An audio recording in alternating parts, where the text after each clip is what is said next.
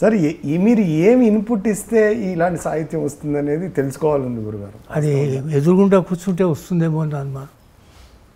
అంటే మీరు కృష్ణదేవరాయలు దగ్గర కూర్చుంటే కవులు వచ్చిన, నేను కృష్ణదేవరాయలు అంటడం లేదు కానీ అది ఆటోమేటిక్గా వచ్చేస్తుంది అనుకుంటాను. అనుకుంటా అది రాసి తీసుకొచ్చేవాడు ఒకప్పుడు అక్కడే రాసేవాడు.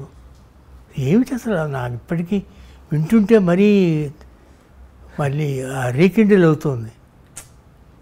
అసలు నేను ఎప్పుడు వింటూ ఉంటా పాటలు, పాత పాటలన్నీ వింటూ ఉంటా. అలాగే మీకు శాస్త్రి గారి పాటలు, మీకు రాసిన పాటల్లో మీరు ఎప్పుడు పాడుకునే, అంటే మీరు కూడా పాడుకుంటారు కదా గురుగారు? విధాత తలుపున ఒకటి బాగా నచ్చింది.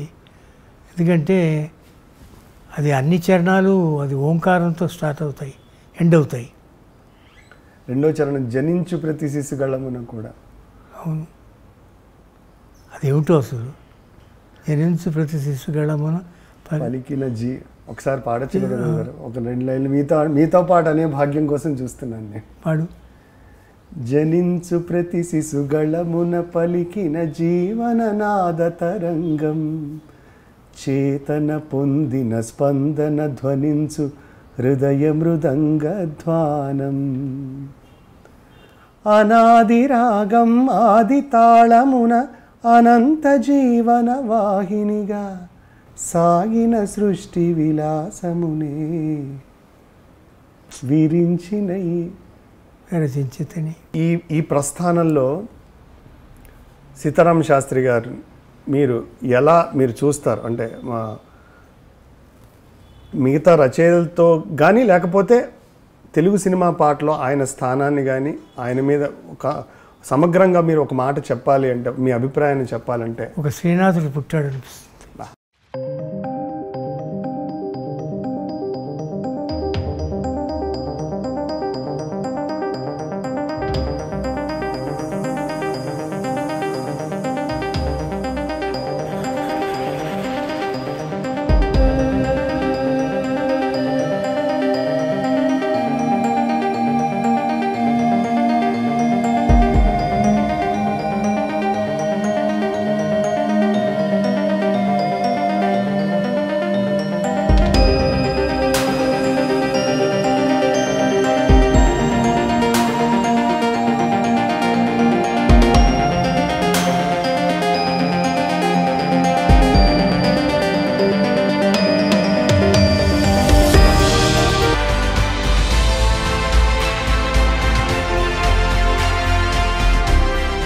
గురుగారు, స్వాతికిరణం పాటలు అదొక ఘట్టం అనుకోండి. అంటే ముఖ్యంగా ఆనతినీర పాట గురించి ఎంత చెప్పుకున్నా తక్కువగానే ఉంటుంది. నాకు ఒక సంగీతకారుడిగా నేను మిమ్మల్ని అడగాలనుకునే ప్రశ్న ఏమిటి అంటే, కర్ణాటక సంగీత చరిత్రలోనే బేసిక్గా పంచరత్నాలు అనేవి చాలా అగ్రస్థానంలో ఉంటాయి. ఒక ఎందరో మహానుభావులు, స్వరము సాహిత్యం.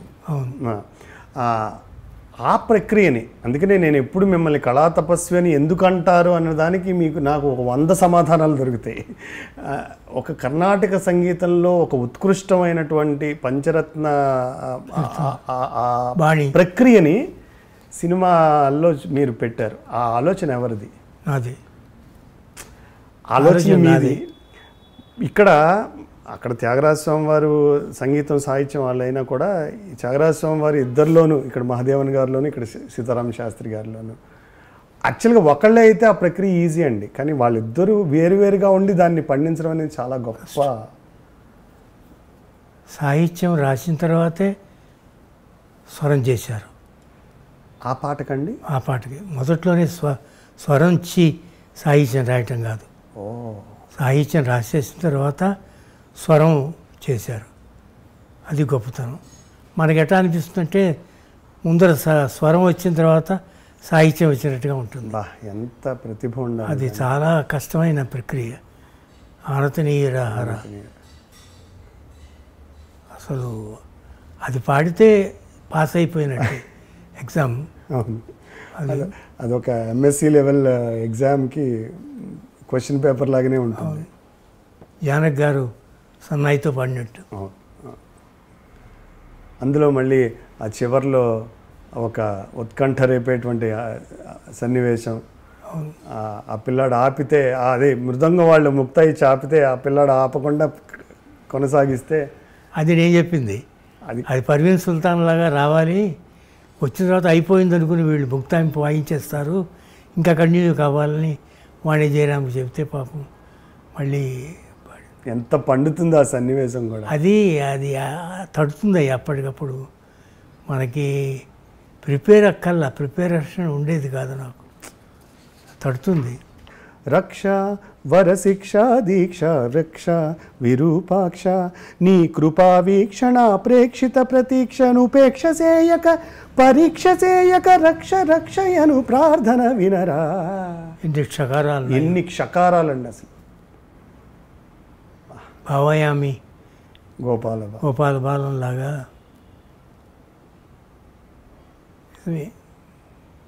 అందుకనే శ్రీనాథుడు ఉంది ఊరిని అల్లా. నేను ఎక్కడున్నాడు. చాలా బాగా చెప్పారు సార్.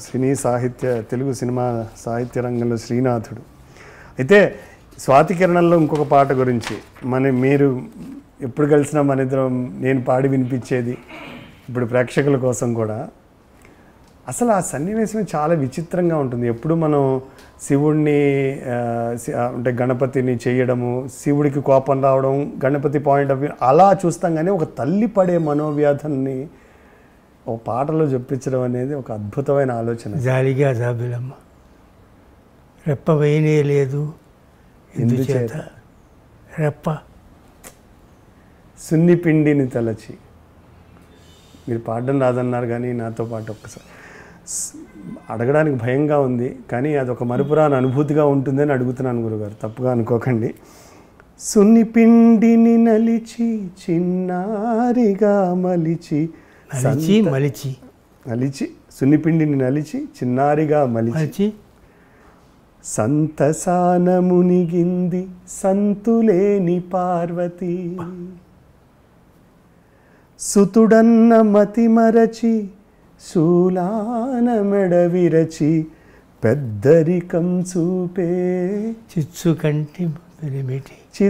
కంటి పెనిమిటి.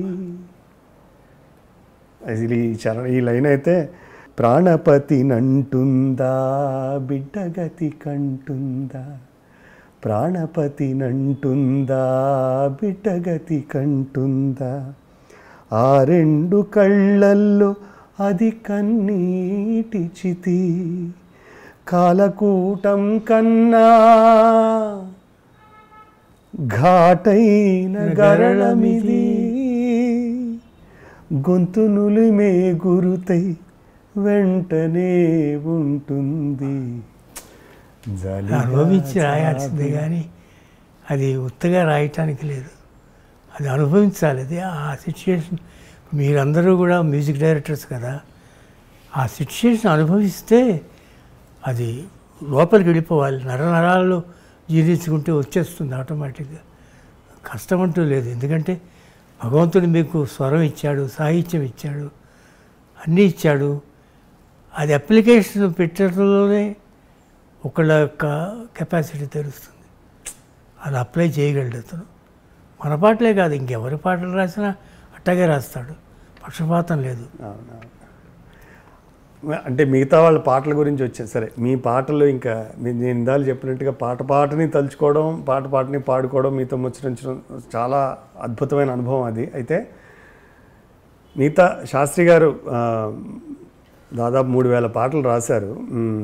మీకు బాగా నచ్చిన పాట మిగతా దర్శకులకి? అదే నీ శ్వాస, అదేమిటి, ఏ శ్వాసలో చేరితే. ఎంత గొప్ప సాహిత్యం. మౌనమే మంత్రమవుతుందనో.